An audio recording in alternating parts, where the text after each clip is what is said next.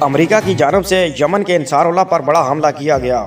اس کے جواب میں یمن نے بھی ریڈ سی میں پاورفل اٹیک کیا اور اس کے ساتھ ساتھ اسرائیل پر بھی میزائل حملے کیے۔ امریکہ کو اب سمجھ آ رہا ہے کہ یمن کوئی چھوٹی موٹی طاقت نہیں، بلکہ یمن کے پاس تو جدید ترین ٹیکنالوجی موجود ہے جو ان کو میدان جنگ میں بھرپور سپورٹ فراہم کر رہی ہے۔ جنگی ہتھیاروں کے ساتھ ساتھ حوثی کو جذبہ ایمان کی قوت بھی حاصل ہے۔ حوثی کا ذاتی طور پر امریکہ سے کوئی جھگڑا نہیں۔ حوثی صرف فلسطین کے لیے اور مسجد اقصیٰ کو آزاد کرنے کے لیے اور فلسطین کی سرزمین کو اسرائیل کے قبضے سے بچانے کے لیے غزہ کے ساتھ کھڑا ہے۔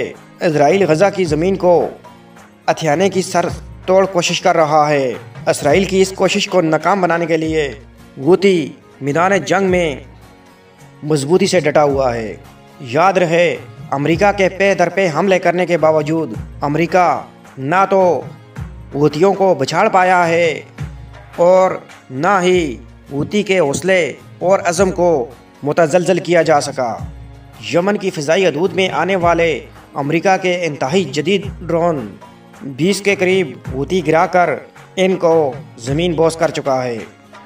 واضح رہے، یہ ڈرون ہی امریکہ کی اصل طاقت ہیں۔ ان ڈرون کے ذریعے امریکہ پہلے جاسوسی کرتا ہے اور ٹارگٹ پوائنٹ اکٹھے کرتا ہے اور بعد میں جنگی جہازوں کے ذریعے حملہ کر دیتا ہے۔ یقیناً امریکہ کو بھی اس میدان میں بڑا جھٹکا لگا ہے۔ یمن نے خبردار کرتے ہوئے امریکہ کو پیشگی وارننگ جاری کی کہ وہ امریکہ کے B-52 بمبار طیاروں کو ٹارگٹ کرے گا۔ واضح رہے، امریکہ کے ہر حملے کا جواب حوثی امریکہ کے بحری بیڑوں کے علاوہ اسرائیل پر بھی حملہ کر کے جواب دے رہا ہے۔ امریکہ بھی یمن کے جوابی حملوں سے خوف کھا رہا ہے۔ امریکہ اور ایران کے مذاکرات کامیاب ہوتے ہوئے نظر نہیں آ رہے۔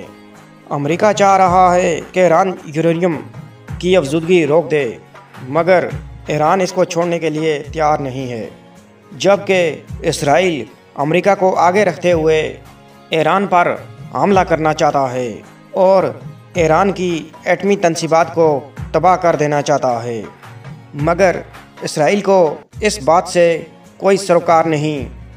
مڈل ایسٹ کا پورا خطہ جنگ کی لپٹ میں آ جائے گا، جس سے امریکہ بچنا چاہتا ہے، کیونکہ امریکہ کو پتہ ہے جنگ کا دائرہ مڈل ایسٹ کو بھی اپنی تحویل میں لے لے گا، جبکہ اسرائیل ایران کی ایٹمی تنصیبات کو ہر صورت تباہ کر دینا چاہتا ہے۔ اسرائیل کو اس بات سے کچھ لینا دینا نہیں کہ جنگ پورے مڈل ایسٹ میں پھیل جائے۔ اکیلے اسرائیل میں نہ تو اتنا دم ہے کہ وہ ایران پر حملہ کر سکے اور نہ ہی ایران کے جوابی حملے سے بچ سکے۔ اسرائیل تو خود بیک پہ رہتے ہوئے امریکہ کو انوالو کر کے استعمال کرنا چاہتا ہے۔ ویڈیو پسند آنے کی صورت میں ہمارے چینل کو سبسکرائب کریں اور دیکھتے رہیں پاور کی دنیا۔